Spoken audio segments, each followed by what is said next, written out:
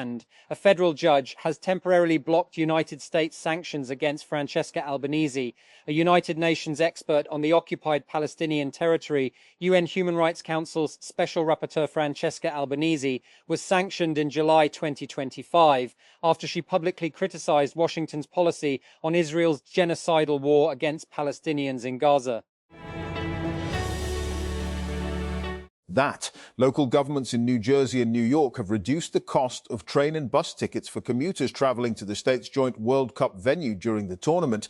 New Jersey transit train tickets to the MetLife Stadium, renamed New Jersey-New York Stadium for the FIFA World Cup, will now cost $98 as opposed to the earlier price set at $150 for a return fare. New Jersey Governor Mickey Sherrill announced on Wednesday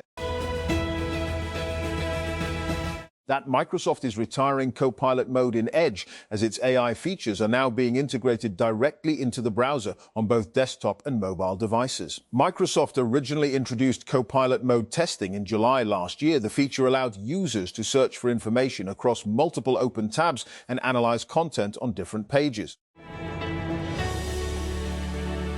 That Pakistan will face Sri Lanka and Scotland in their warm-up matches for the upcoming ICC Women's T20 World Cup 2026, which will be held in England and Wales. The Women's T20 World Cup 2026 warm-up fixtures will take place from June 6 to 10, giving teams an important chance to adjust to local playing conditions before the main tournament begins. That Parliamentary Secretary for Communications Gul Asghar Khan Bagor informed the National Assembly that reconstruction work on the flood-damaged N95 Kalam Road in Swat will begin within the next 90 days. Responding to a calling attention notice moved by MNA Amjad Ali Khan, the Parliamentary Secretary said the 133-kilometre Chakdara Kalam Road suffered extensive damage during the 2022 floods, particularly along a 6-kilometre stretch. That Pakistan's passport has been ranked 100th globally in the latest Henley Passport Index, offering visa-free or visa-on-arrival access to 30 countries. The index compares 199 passports across 227 travel destinations and ranks them based on the number of countries holders can access without obtaining a prior visa.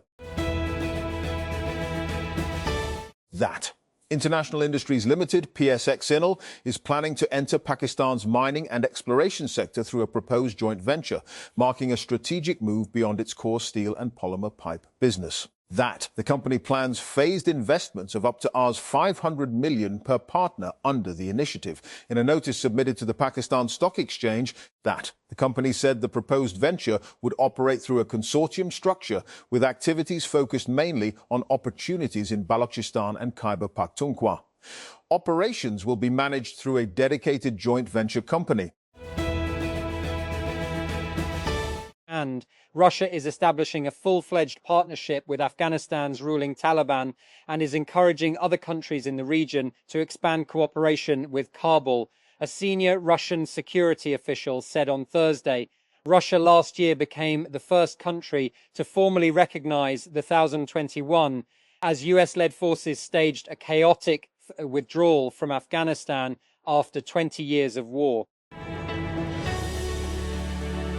And they come in blister packs of 10 like any normal painkiller, and you can buy them easily in roadside kiosks and street pharmacies across West Africa. Millions of tapentadol tablets from India are helping drive a deadly opioid epidemic ravaging the region, with officials and researchers telling AFP that they are also being added to the zombie drug Kush. And Quetta, the Vice-Chancellor and Pro-Vice-Chancellor of the University of Gwadar, who had left Balochistan's port city for Quetta, have gone missing, officials told Dawn on Thursday. Vice-Chancellor Dr. Abdul Razak Sabir and Pro-Vice-Chancellor Syed Manzoor Ahmed have been missing for the past 24 hours, the officials said on Thursday afternoon. And summary executions and rape were among the atrocities committed by the MT3 rebel group and Rwandan soldiers during their weeks-long occupation of the lakeside city of Vera in Eastern Democratic Republic of Congo, and an investigation by a leading rights group has found. Human Rights Watch, HRW, says its investigators found evidence of the execution of 53 civilians, 46 men and 1 woman and 6 children during door-to-door raids in the city's neighborhoods after the rebels, widely believed to be backed by Rwanda, captured it in December. And Cuba has completely run out of diesel and fuel oil. The country's energy minister Vicente de la Oleve has said. In an interview with state-run media, de la Oleve said there were limited amounts of gas available, but that Cuba's energy system was in a critical state as a US-led blockade of oil to the country squeezed supply. And California has contacted FIFA over possible legal violations in the sale of World Cup tickets following allegations that some fans purchased seats in categories that were later changed. The state's attorney general said the probe, and which comes as supporters complain about the high prices of tickets for this year's tournament, follows reports that football's governing body sold tickets by categories displayed on stadium maps but later adjusted those categories before assigning specific seats. And Kathmandu, Nepal on May 1, a team of officials from the United States, led by President Donald Trump's special envoy for South and Central Asia, Sergio Gore, took a helicopter to the base camp of Mount Everest. And located at an altitude of 5,364 meters, 17,600 feet, the base camp is where Everest climbers acclimatized to the thin air before heading towards the 8,849 meter, 29,032 summit in Nepal, and home to 8 of the world's 10 highest peaks. That.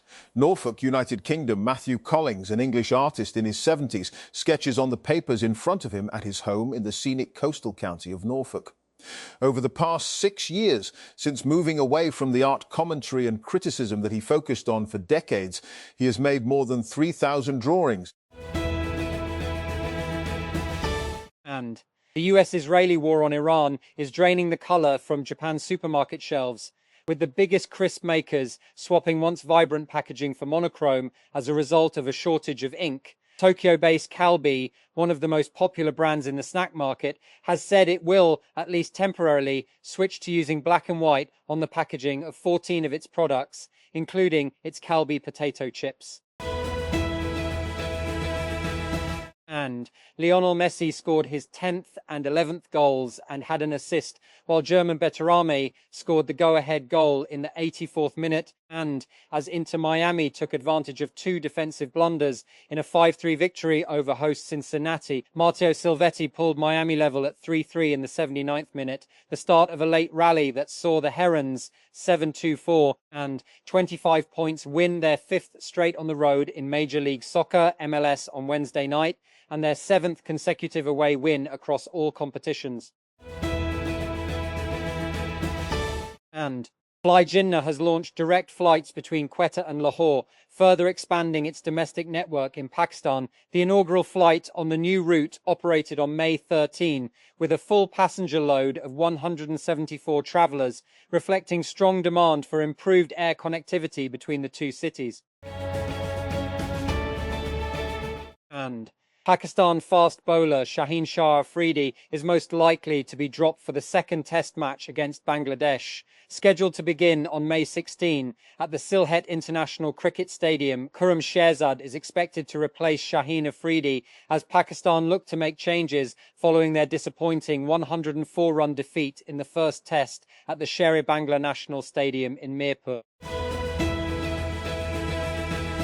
And Lenovo has introduced a new budget gaming monitor called the Liku N2757Q in China, starting at only $18. It will most likely reach the international market as well. The Lenovo Liku N2757Q features a 27-inch fast IPS display with a 2560 by 440 resolution. The panel delivers 2K visuals with a pixel density of 108 ppi. And And the United Arab Emirates, UAE, has publicly denied Israel's viral claim that Prime Minister Benjamin Netanyahu secretly visited the country and met President Sheikh Mohammed bin Zayed. The controversy began late last night when the Israeli Prime Minister's official X account posted that Netanyahu had made a secret visit to the UAE during Operation Roaring Lion and held a meeting with Sheikh Mohammed bin Zayed. And the Pakistan Cricket Board, PCB, has announced the match officials for the three-match ODI series between Pakistan and Australia, which will be played in Rawalpindi and Lahore from May 30 to June 4.